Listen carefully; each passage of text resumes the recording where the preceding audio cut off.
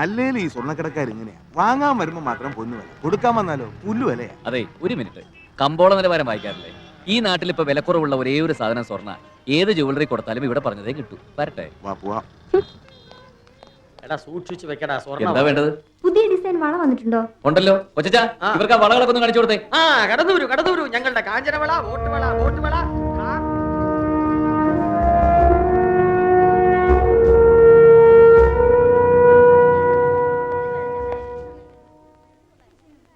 കൊച്ചാ, ആ ഐശ്വര്യ റോയ്ക്ക് കെട്ടിയെഴുന്നുള്ള സമയമായില്ലേ?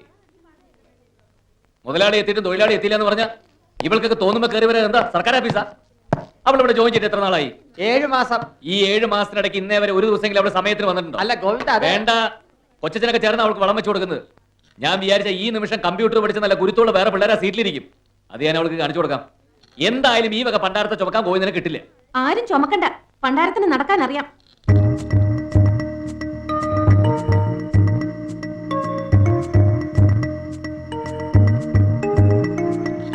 എല്ലാം അറിയാന്നുള്ളതിന്റെ ജാടയുണ്ടല്ലോ, അത് ഈ ഗോവിന്ദന്റെ അടുത്ത് വേണ്ട.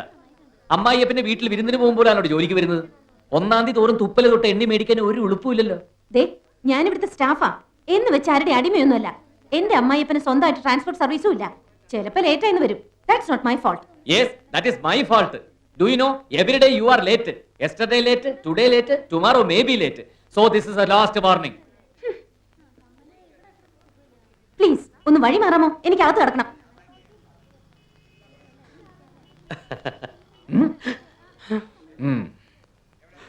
കഴുതേ പോലെ കഷ്ടപ്പെടും വേണം, തൊട്ടേനും പിടിച്ചതിനും ഒക്കെ തെറിയും കേൾക്കണമെന്ന് വെച്ചാൽ പണം ഉണ്ടായ പോരാ. സംസ്കാരം വേണം, സംസ്കാരം.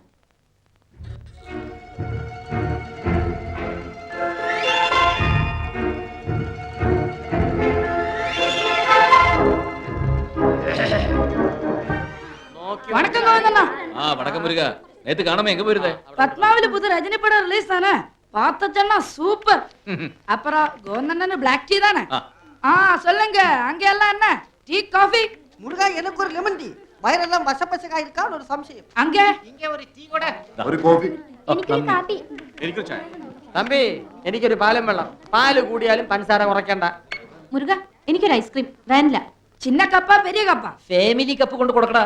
അവളുടെ ഒടുക്കത്തൊരു ഐസ്ക്രീം. ചായയോ കാപ്പിയോ കുടിച്ച തമ്പുരാട്ടിയുടെ കണ്ടനാളം കത്തിപ്പോയിരിക്കും. അതെ, ഞാൻ എന്ത് കഴിക്കണമെന്ന് ഞാൻ തീരുമാനിച്ചോളാം. കടയുടെ പറ്റിലൊന്നുമല്ല, എന്റെ പോക്കറ്റിൽ നിന്ന് എടുത്തിട്ടാ. കൊച്ചിച്ച, എനിക്കൊരു സംശയം. ഈ ഗായത്രിയുടെ പോക്കറ്റ് എവിടെയാ? കൃത്യമായിട്ട് എനിക്കറിയില്ല. അറിഞ്ഞേ തീരുമെങ്കിൽ ചോദിക്കാം. ശരി സോമേട്ടാ, അപ്പൊ വൈകിട്ട് ഷാപ്പിൽ കാണാം. Okay, right. മാറിക്കടാ, വെറുതെ പപ്പന്റെ കൈക്ക് പണിയുണ്ടാക്കരുത്. ஒரு உண்ட ഗോവിന്ദേട്ടാ, 1-ാം തീയതി തോറും പലിശ പിരിക്കുന്നതിലും ഭേദ വെറും കൈ കൊണ്ട് എള്ളു പിഴിഞ്ഞ് എണ്ണ എടുക്കുന്നത്. പിന്നെ ഈ പപ്പനായതുകൊണ്ട് കുഴപ്പമില്ല. എന്നാ 65 ഉണ്ട്, 65. പിന്നെ ഗോവിന്ദേട്ടാ, ആ മീൻകാരൻ അബൂട്ടി പറയാണ് പലിശ 105 പോരേന്ന്. ആ ചോദ്യം ഐസിലിട്ട് മീൻകോട്ടെ തന്നെ വെച്ചേക്കാൻ പ്രാബൂട്ടിയോട്. പലിശ 15 ആക്കാമോന്ന എന്റെ ഇപ്പോഴത്തെ ചിന്ത. ഈ ബ്ലേഡിന് എന്തൊരു മൂർച്ചയാ. ഈ ബ്ലേഡ് കൊണ്ട് കഴുത്ത് വരെ അറക്കാം. വേണ്ട എടീ, ഇങ്ങനെ വളഞ്ഞു മൂക്കിയെ പിടിക്കണമെന്നില്ല. പച്ചയ്ക്ക് സ്ട്രെയിറ്റ് ആയിട്ട് ബ്ലേഡ് എന്ന് വിളിച്ചാലും ഗോവിന്ദന് ഒരു പുല്ലുമില്ല. അതെ, ആ പാളയത്തെ വാസുനായിട്ട് ഒരെണ്ണം പൊട്ടിക്കേണ്ടി വന്നു. പിന്നെ ബസ് സ്റ്റാൻഡിലെ ഹോട്ടലുകാരനില്ലേ അവരാച്ചൻ, അവന്റെ കുത്തിന് പിടിച്ച വാങ്ങിച്ചത്. പിന്നെ ഭാസ്കരൻ, അവനെ ഞാൻ കുത്തി മലർത്തി. ഇല്ല, അതിനു മുമ്പ് അവൻ പലിശ തന്നു. ഇതിൽ തോമസിന്റെ എമൗണ്ട് ഇവിടെ? അത് പിന്നെ തോമസ് ഉരുളാതെ പപ്പ, 4-5 മാസമായിട്ട് അവന്റെ പലിശ പെൻഡിങ്. ഉരുളുന്നത് ഞാനല്ല, അവനാ. ചോദിച്ചിട്ട് ഒരു കുലുക്കോ ഇല്ല. ഭാവം കണ്ടാലോ നമ്മളെ കണ്ട അവന് കൊടുക്കാനുള്ള പോലെയാണ്. ഓഹോ, പിന്നെ എന്തിനാടാ ഈ കത്തിയും പിടിച്ച് നെഞ്ചും നെള്ളി നടക്കുന്നത്? ചെല്ല്, അവന്റെ കാശുമായിട്ട് വന്നാ മതി. അത് ഗോവിന്ദേട്ടൻ അവന് ഇത്തിരി മുടയാ. കാശ് ചോദിച്ചപ്പോ അവൻ എന്നെ മാത്രമല്ല ഗോവിന്ദേട്ടൻ ഏതാണ്ടൊക്കെ പറഞ്ഞു. എന്ത് പറഞ്ഞു? പറയടാ പപ്പ. കാശ് വാങ്ങിയിട്ടുണ്ടെങ്കിൽ തരും, ബ്ലേഡും കൊണ്ട് ക്ഷവരം ചെയ്യാൻ ഇങ്ങോട്ട് വരണ്ടാന്ന് നിന്റെ ഗോവിന്ദനോട് പറഞ്ഞേക്കാം. എന്റെ കാല് നക്കി കാശെണ്ണി വാങ്ങിയിട്ട് കൊഞ്ഞനം കുത്തുന്നു. കൊച്ചാ പപ്പ വള.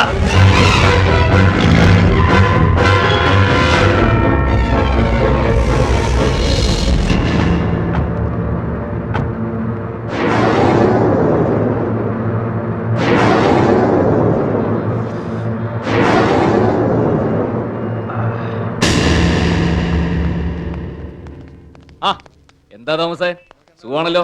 എങ്ങനെയുണ്ട് കച്ചവടമൊക്കെ? ഓ, എന്ത് കച്ചവടം. ഉപ്പും മുളകൊന്നും അല്ലല്ലോ, വല്ലപ്പോഴും ഒരു ടിവിയോ ഫ്രിഡ്ജോ പോയാലായി. വിഷമിക്കണ്ട, തോമസിന്റെ കച്ചവടം ഞങ്ങൾ ഇന്നത്തോടെ ശരിയാക്കി തരാം. കൊച്ചാ പപ്പ ഓ. മൊത്തത്തിലൊന്ന് പർച്ചേസ് ചെയ്തേക്ക്.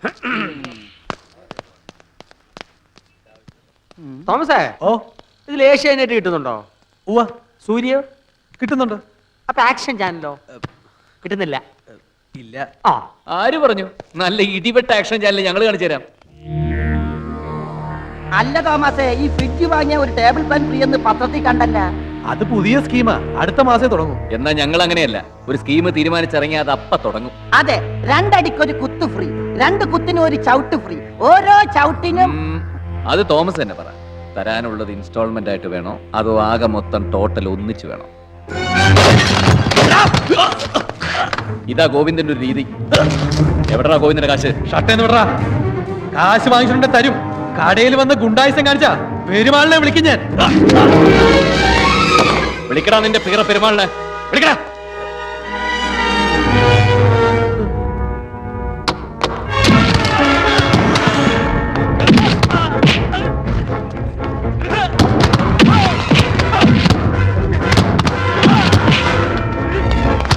പോടാ അവിടെ. ഈ കത്തി കണ്ട കുത്തും കുത്തും. പോടാ പുറത്ത്. ഇറങ്ങി പോടാ.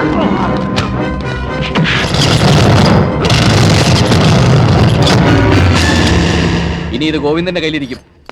കൃത്യം 10 ദിവസം. അതിനകം 3,16,000 രൂപ എണ്ണി തന്ന നിനക്ക് ഈ കട ഉറക്കാം. അല്ലാതെ ഏത് ആണ്ടവ പെരുമാൾ വന്ന് ഈ ഷട്ടറിൽ തൊട്ടാലും ആ കൈ ഞാൻ വെട്ടും. ഗോവിന്ദൻ ഇങ്ങനെ.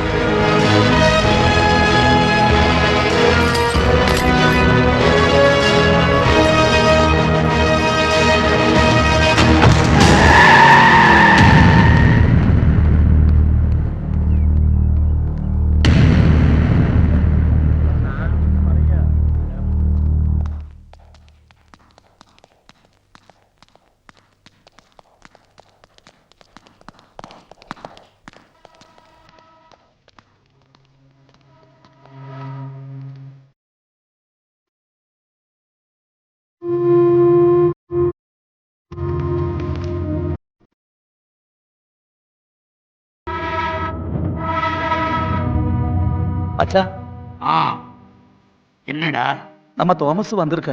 அவன் கடையில அந்த கோவிந்த கலாட்டா பண்ணியாச்சாமே. കട പൂട്ടി താക്കോല് കൊണ്ടുപോയി. പലിശ ഉടനെ എത്തിക്കാമെന്ന് പറഞ്ഞിട്ട് ഗോവിന്ദ കേട്ടില്ല. அப்பப்பா கோவிந்தன் கோவிந்தன் ഈ ബ്ലേഡ് ഗോവിന്ദൻ എനിക്ക് പെരിയ തലവലിയായി പോച്ച്. ആ തങ്കമണി പേടിക്കണ്ട താമസേ, ആ ഗോവിന്ദന്റെ കാര്യം പെരുമാൾ ഏറ്റ്. നീ ധൈര്യമായിട്ട് വീട്ടിക്ക് പോ.